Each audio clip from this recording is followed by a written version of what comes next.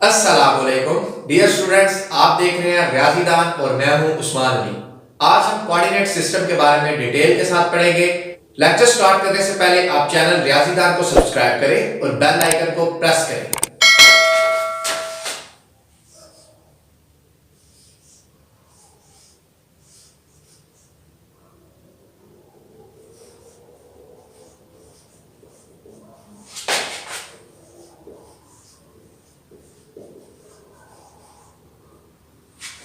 आज के लेक्चर में हम पढ़ेंगे 2D कोऑर्डिनेट सिस्टम। एक एक्स और वाई एक्सिस के क्रॉस से मिलकर बना होता है, यानी एक आपके पास एक्सिस होती है एक्स एक्सिस और ये इस तरफ आपके पास एक्स पॉजिटिव और इस तरफ आपके पास नेगेटिव। इस तरफ आपके पास वाई पॉजिटिव और इस तरफ आपके पास वाई नेगेटिव।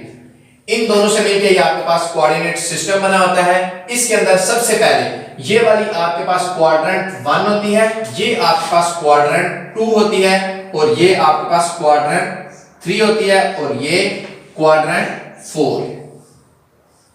अब हमने बताना है कि कोई पॉइंट इनके दरमियान इन बिटवीन लाई करता है तो उसके पॉइंट्स क्या क्या बनेंगे, यानी x कैसा होगा और y कैसा होगा। मींस यहां अगर आपके पास पॉइंट है वो फर्स्ट क्वाड्रेंट में लाई करता है तो हम बताना चाह रहे हैं कि उसके पॉइंट्स क्या हैं। दोनों पॉइंट पॉजिटिव से मिलकर बनेंगे क्योंकि x पॉजिटिव है y पॉजिटिव है। इसको लिखने का ये तरीका है कि पहला हमेशा आपके पास x वाला होगा और दूसरा आपके पास y वाला होगा।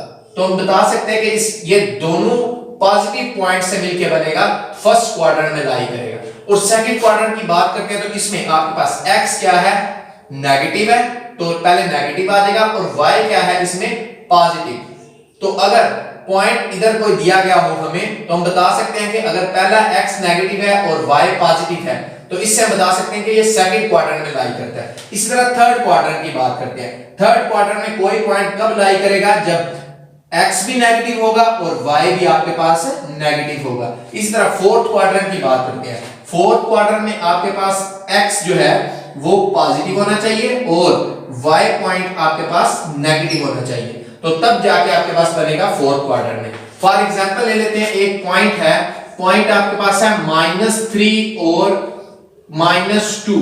तो हम बताना चाह रहे हैं किस क्वाड्रेंट में। देख सकते हैं जो दोनों माइनस माइनस वाले, ये प्लस प्लस है, इसमें भी लाई नहीं करता। सेकंड में देखते हैं, इसमें भी लाई नहीं करता। थर्ड क्वाड्रेंट में देखिए, ये भी नेगेटिव है, ये भी नेगेटिव है, तो हम बता सकते हैं ये पॉइंट आपका थर्ड क्वाड्रेंट में लाई करता है। इसी तरह और भी कोई एग्जांपल ले सकते हैं, आपके पास कोई भी पॉइंट दिया हो सकता है। ये आपके पास अगर पॉजिटिव दिया हुआ है 3 और नेगेटिव 2 है तो ये आपके पास फोर्थ क्वाड्रेंट में लाई करेगा। पहला पॉजिटिव है, दूसरा आपके पास नेगेटिव है। इस तरह मिलके बता सकते हैं कि ये पॉइंट कहां पे लाई करता है। अब इसी कोऑर्डिनेट सिस्टम को लेके हम ट्रिग्नोमेट्री की तरफ चलते हैं, देखते हैं कि क्वाड्रेंट के हिसाब से इनकी क्या वैल्यूज बनती है। सबसे पहले ये यहां पे आपके पास 0 होता है, यहां पे आपके पास 90, यहां पे उसको हम लिख सकते हैं π/2 और यहां पे हमारे पास होता है 180 या फिर ओनली पाई। यहां पे हमारे पास होता है 270 या फिर 3π/2 और यहां पे हमारे पास होता है 360 और 2π। इसे हम देखते हैं क्वाड्रेंट 1 जो है वो किस तरह बनती है। क्वाड्रेंट 1 में आपके पास आता है 0 to 90 डिग्री, सेकंड क्वाड्रेंट में आपके पास आता है 90 to 180 डिग्री और थर्ड क्वाड्रेंट आपके पास है 180 to 270 डिग्री और फोर्थ क्वाड्रेंट आपके पास आ जाएगी 270 डिग्री टू 360 डिग्री। ये आपके पास क्वाड्रेंट का हिसाब आ गया। अब इसी तरह से इनके ऊपर ट्रिग्नोमेट्रिक रेशियोज देखते हैं। हम इसको समझ लेते हैं, इसमें ऑल पॉजिटिव यानी ऑल ट्रिग्नोमेट्रिक रेशियोज पॉजिटिव होती हैं। इसमें साइन और कोसेकेंट, साइन और कोसेकेंट जो है वो पॉजिटिव होते हैं और इसमें आपके पास होता है टेंजेंट और कोटेंजेंट, इसका उल्ट, ये दोनों आपस में पॉजिटिव होते हैं। फोर्थ क्वाड्रेंट में आपके पास कॉस और सीकेंट ये पॉजिटिव होते हैं। इसमें ऑल ट्रिग्नोमेट्रिक रेशियोज यानी जितनी भी ट्रिग्नोमेट्रिक रेशियोज है वो आपके पास कितनी है, 6 है। कैसे? Sine, cos, tangent, cosecant, secant और कोटेजेंट। ये आपके पास 6 ट्रिग्नोमेट्रिक रेशियोज हैं। अब इनके बारे में देखते हैं कि ये कहां से स्टार्ट होती है। यहां 0 से लेकर 90 तक ऑल ट्रिग्नोमेट्रिक रेशियोज पॉजिटिव होती हैं। यहां पे साइन पॉजिटिव होता है, बाकी टेजेंट, कोटेजेंट, सीकेंट ये सारे आपके पास नेगेटिव होते हैं। थर्ड क्वार्टर में आपके पास टेजेंट और कोटेजेंट पॉजिटिव होते हैं और बाकी साइन, कोसिकेंट, कॉस और सीकेंट ये सारे के सारे इसमें नेगेटिव होते हैं। और यहाँ पे फोर्थ क्वार्टर में कॉस और सीकेंट पॉजिटिव, बाकी जो 4 है वो सारे के सारे नेगेटिव होते हैं। तो हम देखते हैं इसमें तो सारे के सारे पॉजिटिव होंगे, तो उसमें हम लिख सकते हैं sine greater than 0, cos greater than 0, tangent greater than 0 और फिर इन सब के उल्ट लिख लेते हैं cosecant greater than 0, secant greater than 0, cot greater than 0। लेकिन इसमें हमारे पास आएगा ओनली साइन ग्रेटर देन 0 और कोसिकेंट ग्रेटर देन 0, क्योंकि ये पॉजिटिव है और बाकी सब नेगेटिव है। तो उसमें आ जाएगा टेजेंट लेस देन 0 और कोसिकेंट लेस देन 0 और इसके अलावा सीकेंट लेस देन 0 और कोटेजेंट लेस देन 0। जबकि थर्ड क्वार्टर में आपके पास ये चीज आ जाएगी कि टेजेंट और कोटेजेंट आपके पास ग्रेटर देन 0 होंगे, जबकि साइन, कॉस, कोसिकेंट और सीकेंट ये सारे के सारे लेस देन 0 होंगे। और इसकी बात करें, इसमें ये दोनों पॉजिटिव हैं तो कॉस ग्रेटर देन 0 और सीकेंट ग्रेटर देन 0। और इसके अलावा जो टेजेंट, कोटेजेंट, साइन, कोसिकेंट ये सारे के सारे आपके लेस देन 0 होंगे।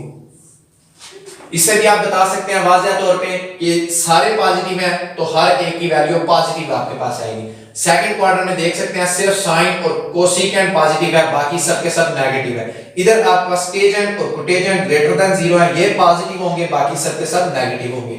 इसमें आ जाते हैं, इसमें भी कॉस और सीकेंट पॉजिटिव है इसलिए ग्रेटर देन 0 लिखे जाएंगे और बाकी सारे के सारे आपके पास नेगेटिव आ जाएंगे और लेस देन 0 होंगे। अब हम बात करते हैं कि कोई एंगल किस टाइम क्वाड्रेंट 1 में होगा, क्वाड्रेंट 2 में होगा, क्वाड्रेंट 3 में होगा, क्वाड्रेंट 4 में। लाइन आपके पास है 90 माइनस थीटा। तो इसको हम कैसे बताएंगे कि कौन सी क्वाड्रेंट में आएगा। 90 माइनस यहां से लेके 0 से लेके 90 तक आपकी फर्स्ट क्वाड्रेंट है, तो ये आपके पास बनेगा अगर तो 90 माइनस थीटा होगा यानी 90 में से कुछ माइनस होगा तो हमेशा आपके पास फर्स्ट क्वाड्रेंट में आएगा। इस तरह सेकंड क्वाड्रेंट की बात करते हैं, यानी कि ये वाली एग्जांपल जो दिया ये आपके पास फर्स्ट क्वाड्रेंट की आ गई। इसी तरह हम एक और एग्जांपल ले लेते हैं। अगर साइन आपके पास 180 माइनस थीटा होगा तो वो भी आपके पास सेकंड क्वाड्रेंट होगी। देख सकते हैं कि साइन अगर 180 आपके पास यहां पे है ना, तो 180 से पीछे ये आपके पास वैल्यू बन जाती है 180 में से कुछ माइनस किया, यानी 180 माइनस फॉर एग्जांपल 30 है तो आपके पास एंगल बन जाता है 150 का 50। ऑब्वियस बात है आपके पास सेकंड क्वाड्रेंट में लाई करेगा।